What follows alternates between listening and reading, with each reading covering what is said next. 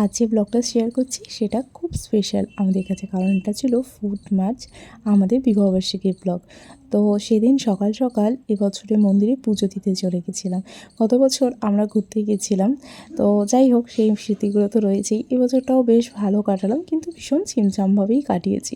তো সকালবেলা পুজো দিয়ে চলে আসলাম, আর এখানে দেখো লাড্ডু এখন চম্পা পরে নাকি ওর কাকার সাথে ঘুরতে যাবে।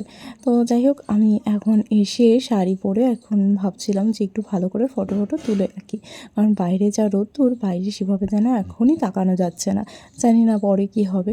তো তারপরে আমি ফটো তুলছি, এখানে আরেকজন চলে এসছে। লাড্ডু, তুই দেখেছিস মুরগি আজকে রাজের বাড়ি? মুরগি নেই, এখন মুরগি নেই।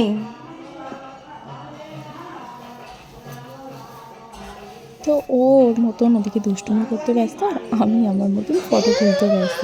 তারপর সন্ধ্যাবেলা চলে গেছিলাম আমাদের এখানেই একটা রেস্টুরেন্টে। তো সেখানে প্রথমে স্টার্টারে নিয়ে তারপরে আমরা খেয়েছিলাম হচ্ছে বিরিয়ানি, আর তার সাথে নিয়েছিলাম রাইস, কারণ আমরা দুটোই যেহেতু খেতে ভালোবাসি তাই দুটোই অল্প অল্প করে খাবো। আর রাত্রিবেলা এটাই ছিল আমাদের লুক। তো বিবাহবার্ষিকীটা ভালোই